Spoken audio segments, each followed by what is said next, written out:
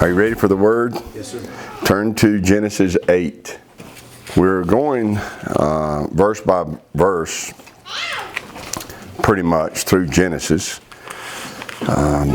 Usually we stop after every verse or two and comment upon those verses. But today I want to read the entire chapter first, and then we'll come back and make some observations about what's written there. So let's read this entire chapter together. Genesis chapter 8. And Elohim remembered Noah and every living thing and all the cattle that was with him in the ark. And Elohim made a wind to pass over the earth, and the waters assuaged. The fountains also of the deep and the windows of heaven were stopped, and the rain from heaven was restrained. And the waters returned from off the earth continually. And after the end of the 150 days, the waters were abated. Notice that. And the ark rested in the 7th month on the 17th day of the month upon the mountains of Ararat. Notice that. Notice how many timetables were given. Verse 5. And the waters decreased continually until the 10th month. In the 10th month, on the first day of the month, were the tops of the mountains seen. And it came to pass at the end of 40 days, another time marker, that Noah opened the window of the ark which he had made. And he sent forth a raven, which went forth to and fro until the waters were dried up from off the earth. And he sent forth a dove from him to see if the waters were abated from off the face of the ground. But the dove found no rest for the sole of her feet. And she returned unto him into the ark, for the waters were on the face of the whole earth. Then he put forth his hand and took her and pulled her in unto him into the ark. And he stayed yet other 7 days, and again he sent forth the dove out of the ark. And the dove came to him in the evening, and lo, in her mouth was an olive leaf plucked off. So Noah knew that the waters were abated from off the earth. And he stayed yet other 7 days. And sent forth the dove, which returned not again unto him any more. And it came to pass, in the 601st year, in the first month, the first day of the month, the waters were dried up from off the earth, and Noah removed the covering of the ark, and looked, and behold, the face of the ground was dry. Excuse me. And in the 2nd month, on the 27th day of the month, was the earth dried. And Elohim spake unto Noah, saying, Go forth of the ark, you and your wife and your sons' wives with you. Bring forth with you every living thing that is with thee, of all flesh, both of the fowl and of the cattle, and of every creeping thing that creeps upon the earth, that they may breed abundantly in the earth, and be fruitful and multiply upon the earth. And Noah went forth, and his sons, and his wife, and his sons' wives with him. Every beast, every creeping thing, and every fowl, and whatsoever creeps upon the earth, after their kinds, went forth out of the ark. And Noah built an altar unto Yahweh. And he took of every clean beast, and of every clean fowl, and offered burnt offerings on the altar. And Yahweh smelled a sweet savor, and Yahweh said in his heart, I will not again curse the ground any more for man's sake, for the imagination of man's heart is evil from his youth. Neither will I again smite any more everything living as I have done. While the earth remains, seed time and harvest, and cold and heat, and summer and winter, and day and night shall not cease. The first thing I want us to pay attention to in this passage is how many times we are given, or how many times a timeline is mentioned. We're told what month it was when certain things happened. We're told how many days it was from one event to the other. When we look in chapter 7, we read this. Chapter 7, verse 6, Noah was 600 years old when the flood of the waters was upon the earth. Chapter 7, verse 11 says, In the 600th year of Noah's life, in the 2nd month, the 17th day of the month, the same day were all the fountains of the great deep broken up, and the windows of heaven were opened. So compare chapter 7, verse 11 to chapter 8, verse 13. Chapter 8, verse 13 again says, it came to pass in the 601st year, in the first month, first day of the month, the waters were dried up from the earth. And then down in verse 14, in the second month, on the 27th day of the month, was the earth dried. So Noah was told to get on the boat on the 10th day of the second month. We know that because the flood came on the 17th day, and he was in the ark 7 days before the flood came. The deluge, the outpouring of Yahweh's wrath, began on the 17th day. So he was on the ark for how long? You see it? He was on the ark, as we calculate time, 1 year and 10 days. And if you go back and add up all the numbers as they're given to us here in this passage, you'll see that that's what they add up to. So I'm going to do that. Let's just look at them. Now, why would we do that? Because they're here. Yeah, it's important. Yahweh wasn't just filling in space, right? They're here. So chapter 8, verse 3 says the waters prevailed 150 days. This is connected back to chapter 7, I believe, verse 24, which says that they were there for 150 days. So from the 17th day of the second month, it went 150 days that onslaught of the judgment of Yahweh through water prevailed on the earth. Chapter 8, verse 5 says the tops of the mountains were seen on the first day of the 10th month. So if you count from the 17th day of the second month for 150 days, you come to the 17th day of the 7th month, which is the day, verse 4 says that the ark rested on Mount Ararat. Somebody read verse 4 to me. And the ark rested in the 7th month on the 17th day of the month upon the mountains of Ararat. All right. So on the 17th day of the 7th month, the ark rested upon Ararat. So if you count from the 17th day of the 7th month to the first day of the 10th month, you'll have 73 days. And 73 days plus 150 comes out to 223 days. Then look in chapter 8, verse 6. It says, at the end of 40 days, he sent forth a raven and sends forth a dove. So at the end of 40 days, so we're going to add 41 days to that. You add 41 to 223, you come up with 264. Chapter 8, verse 10 says he stayed other 7 days and sent a dove. So he stayed another 7 days, then he sent a dove. So we're going to add 8 to that, and we come up with 272. Chapter 8, verse 12 says he stayed other 7 days and sent out a dove. You add 8 to 272, you get to 280. 8:13 says the first day of the 10th month. Now understand the first day of the first month. We're not talking about January 1st, are we? What time of year would it be? It would be in the month of around Abib, which is going to be when? March or April, right? For us. So we're talking about the first day of the first month, around March or April, not January the 1st. So if you count from the first day of the 10th month, which was the last marker we were given, and you count to the first day of the first month, that adds up to 57 days. Those numbers would have brought us to the 27th day of the 11th month. Count from there to the first day of the first month, and you have 34 days. 8:13 says that it came to pass. So 34 days later, Noah removed the covering. Chapter 8, verse 13. 34 days later, it doesn't say after 34 days, it said it came to pass. So you have to do the math. It gave you the month. So 34 days later, Noah removed the covering. 280 plus 34 is 314 days. Look in chapter 8, verse 14.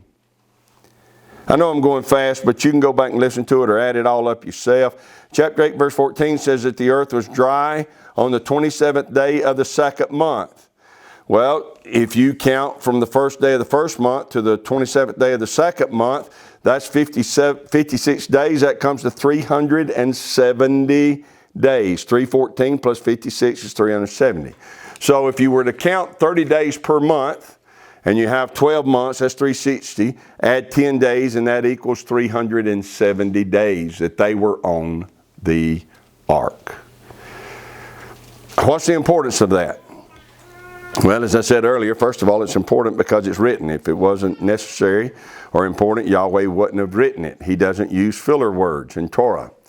These dates and time markers are there for us to pay heed to, even if we don't understand their significance. Because if we'll pay heed to the little details He gives us right now, and we'll say, okay, He wrote this for a reason, and you start adding it up, looking at it, and trying to understand it, even though you may not understand it right now, a month from now, a year from now, 10 years from now, you might be studying something, and it will click because you took the time to understand what was written here, even though you might not have understood it. So the point is, we ought not read over them as if they don't matter. I studied them. I added them all up. I made charts. I looked, trying to find some special significance. Couldn't. But I don't think that time was wasted, is my point. At some point, Yahweh will mesh it together for me. Okay? But next, I find it very interesting that all of these dates and times are mentioned because it tells me that Noah was familiar with Yahweh's calendar. Yeah. He knew how to mark time, and he marked it. And he didn't say, well, we got on a boat one day and we was on there a long time. Right. No, he said we got on the ark 7 days before, because Yahweh told us to, and on the 17th day of the second month, it broke loose. The wrath of Yahweh broke loose. And then he starts marking time, and he tells you exactly how long he was on the ark.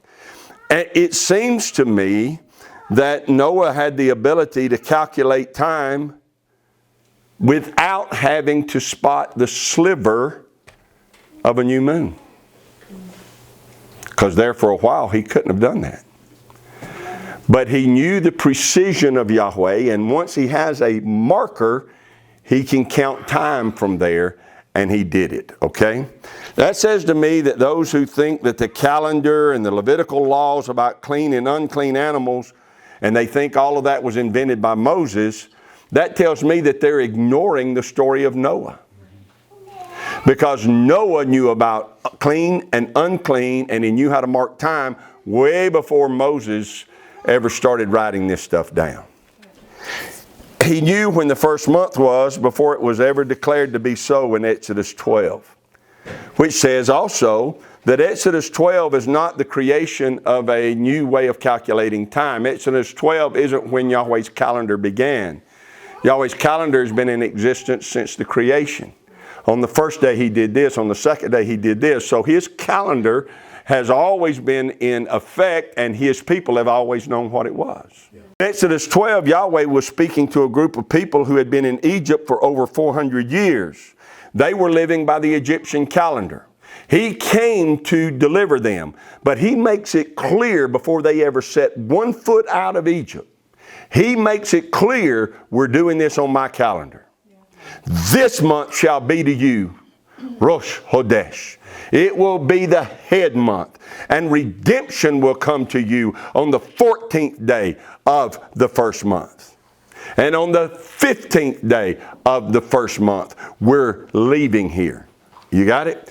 Yahweh is declaring in Exodus 12, you're going to no longer live by Egypt's calendar. You're going to familiarize yourself with my calendar. I'm going to deliver you, but we're going to do it on my calendar. Yahweh insisted that he know the way he calculates time. He insists that we learn about his calendar and his moedim and his appointed times if we're coming to him for deliverance. You cannot come into a relationship with Yahweh and then say to him, Yahweh, thank you for delivering me, but I'm going to continue to live by the calendar of Egypt. Right. I'm going to celebrate their holy days. I'm going to celebrate their holidays. I'm going to mark time the way they mark time. You can't do that. If you're going to come into a relationship with Yahweh, you're going to have to become familiar with His calendar and His moedim, His appointed times, and mark time as He says so. Okay? Well, no one knew that Yahweh had a prescribed way to mark time, and He kept up with it, and we ought to do the same. The next thing I want to do is notice the power that Yahweh demonstrated in this passage. Let's go back to verse 1. And Elohim remembered Noah and every living thing and all the cattle that was with him in the ark. And Elohim, notice this, made a wind to pass over the earth, and the waters assuaged. When's the last time you used the word assuaged in a sentence? Never. This word means made to cease. You remember, we talked about this last week. Water was coming from everywhere. This wasn't just a steady rain that eventually covered the earth. This was an explosion of water. It came from above. The windows of heaven opened up. The fountains of the deep were released. It came from beneath. There was water attacking with pride and arrogance, the Hebrew word says, the earth. I mean, it was an onslaught and an attack of torrential amounts of water. Yahweh, it says here in verse 1, made a wind to pass over the earth, and they ceased. The water ceased. The word translated wind is the exact same Hebrew word that is also translated breath. Is it possible that Yahweh said and just stopped it? I think it's very possible. Nonetheless, the point's this. What looked like it was going to be impossible to stop, stopped immediately. Yeah. Water was coming from everywhere. And it had been doing so for 150 days. It rained for 40. It's not what it says. Mm-hmm. It rained for 40, but there was water coming from everywhere for 150 days. And Yahweh put a stop to it just like that. Job 38. Job had got kind of insolent with Yahweh. And so Yahweh tells him to stand up like a man. He got a few questions he wants to ask him. And this is one of the questions that Yahweh, or a series of questions that Yahweh asked him in Job 38 verse 8. He says to Job, or who put up the sea with doors when it brake forth, as if it had issued out of the womb? When I made the cloud the garment thereof, and thick darkness a swaddling band for it, and break up for it my decreed place, and set bars and doors, and said, hitherto shall you come, but no further, and here shall your proud waves be stayed. So one of the illustrations that Yahweh uses to demonstrate to Job how powerful he is his ability to control water. His ability to control the seas. He says, man, it stays where I tell it to stay. I created a place for it. I tell it can't come no further. It does not come further. The waters, the fountains of the deep that erupted to attack the earth, and the windows of heaven that opened up and sent this deluge upon the earth, Yahweh with His breath stopped it. Yahweh with the wind stopped it, and it stopped immediately. We can't quite comprehend the power of Yahweh. It's beyond our comprehension. We take for granted that the sea stays where it's supposed to stay. Right. We take for granted that the fountains of the deep stay where they're supposed to stay. We take for granted that the waters which are above the firmament stay where they're supposed to stay. Everything around us is a testimony not only to the existence of Yahweh, but to the magnificence of His power. Everything works the way it works because that's the way He created it. It's His power that makes it do so. Those waters were proud, insolent, destructive, and they poured forth for 150 days. They looked unstoppable, but Yahweh sent a wind and they assuaged, ceased. I think that's one reason he might sometimes get frustrated at us when we have doubts about his ability to accomplish things for us. In Isaiah, we read this, he's frustrated that no one's crying out to him for help when much help is needed. And he says this through the prophet Isaiah, chapter 50, verse 2. Wherefore, when I came, was there no man? Why was there no man? When I called, was there none to answer? Is my hand shortened at all that it cannot redeem? Or have I no power to deliver? Behold, at my rebuke, I dry up the sea. I make the rivers a wilderness or a desert. Their fish stinks because there is no water and dies for thirst. So Yahweh said, if I chose to, I could rebuke the sea right now and it would dry up. And you doubt my ability to help you out of the situation you're in?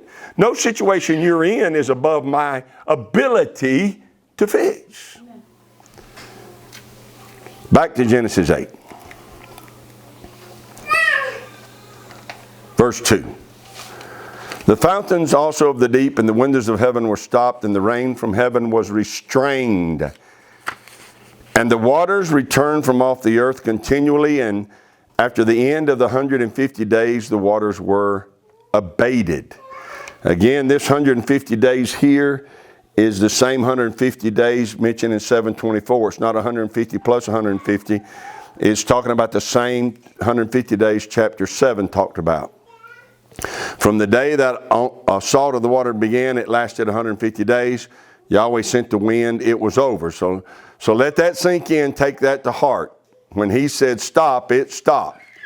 How long have we had to endure some onslaught? How long have we been under some attack? Well, we need to learn from this to cry out to Yahweh to send a wind. If he sends a wind, it'll stop. Notice verse 1, the waters were assuaged, that is, made to cease. Notice verse 3, they were abated. And that word abated means they begin to drain off and disappear. They're beginning to be less. The onslaught stopped, but the water's still there. Okay? But from that point on, they will begin to be less and less and less. All right? Now let's look at verse 4 and 5 and compare the two. The ark rested in the 7th month on the 17th day of the month upon the mountain of Ararat. So on the 17th day, 7th month, the ark rested on Ararat.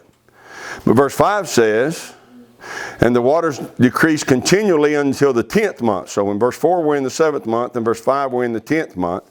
And the 10th month on the first day of the month were the tops of the mountains seen.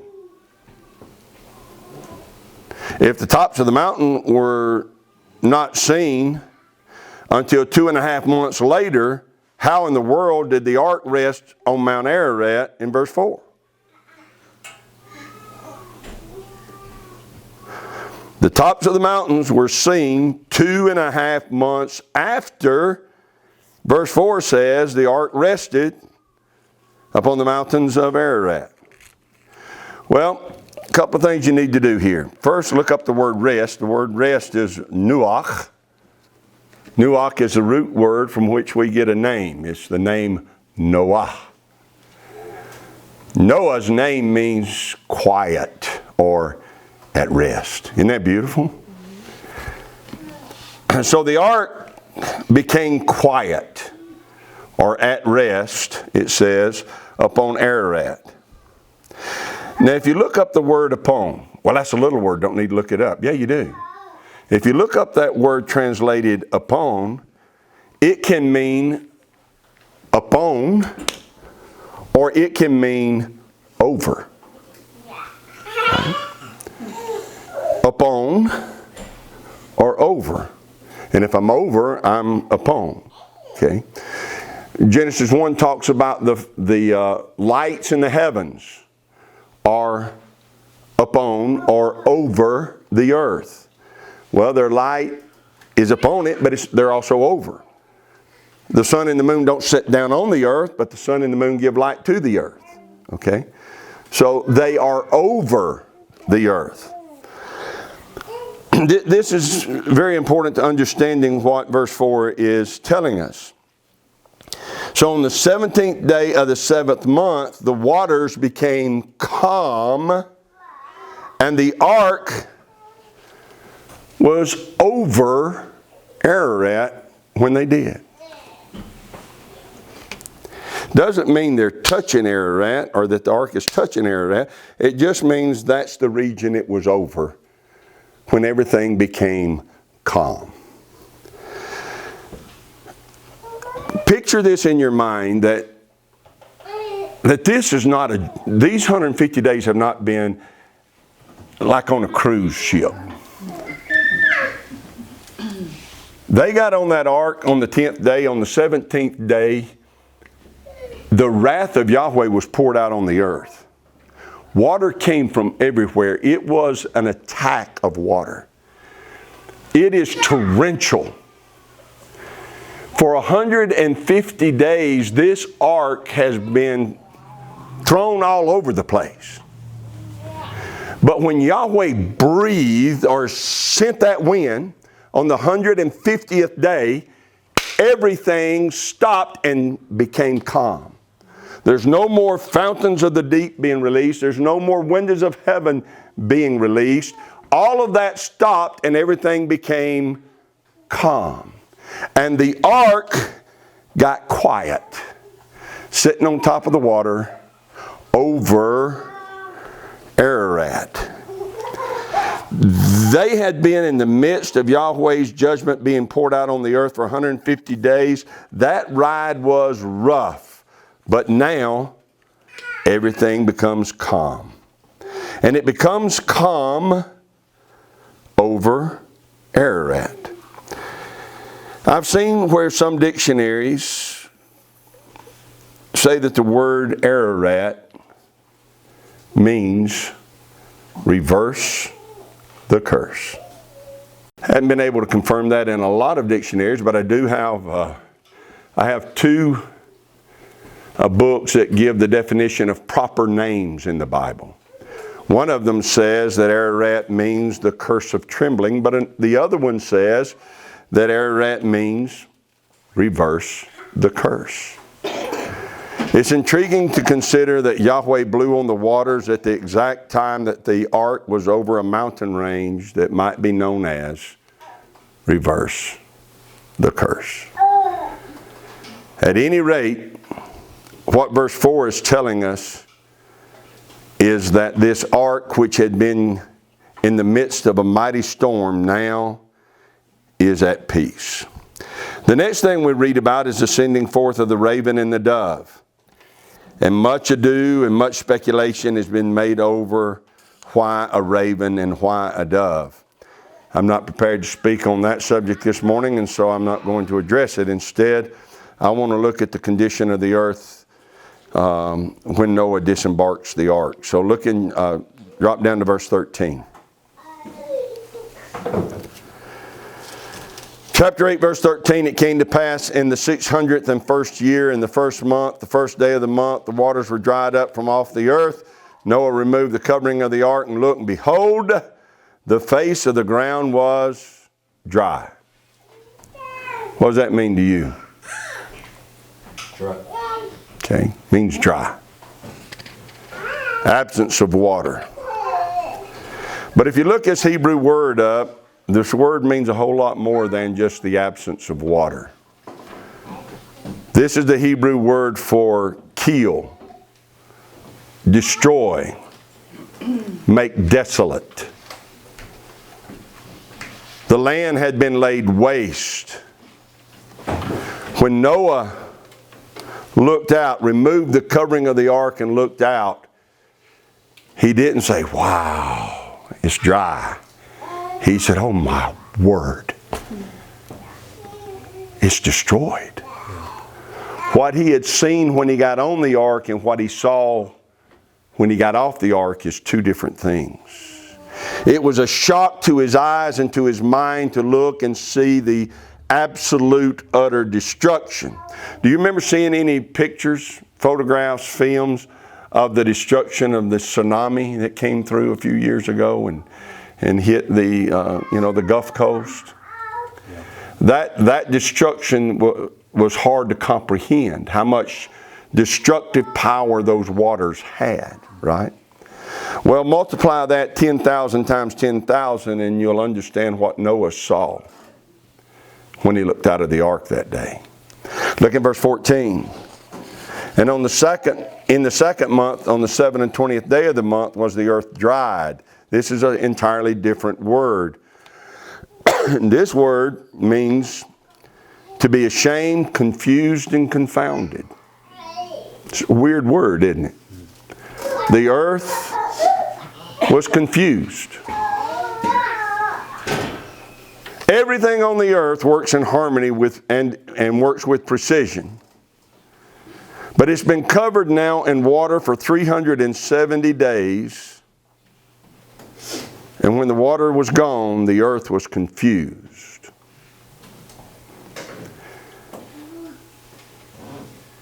We don't think about it very often, but we need to be aware that creation is alive.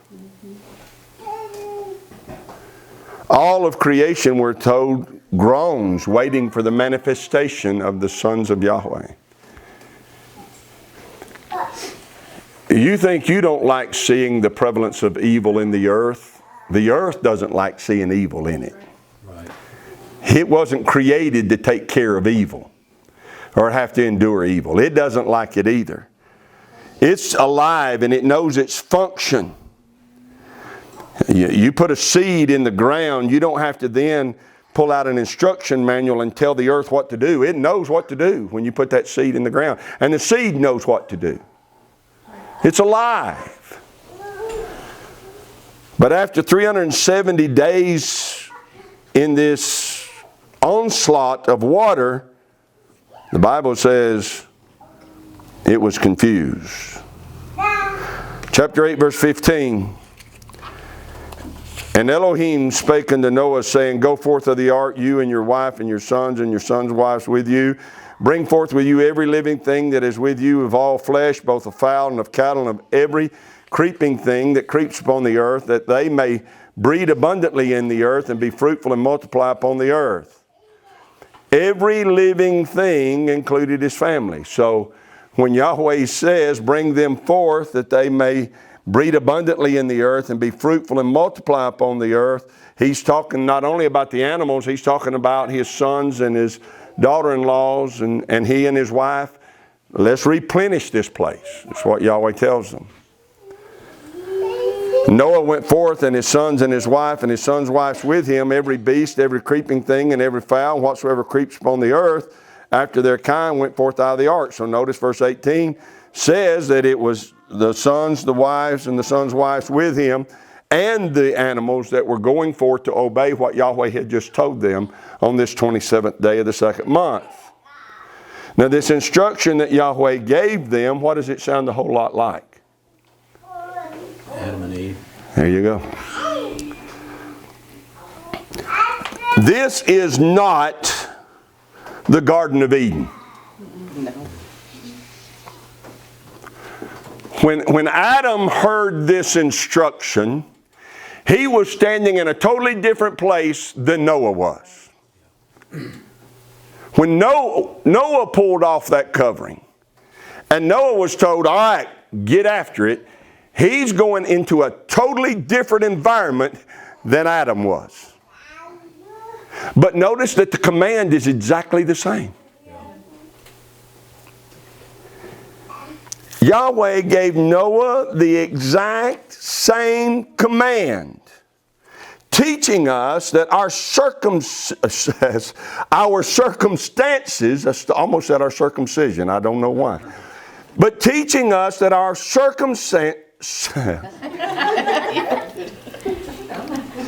teaching us that our situations do not excuse us from obedience and responsibility. Will my situation change so I can drop my responsibilities? No.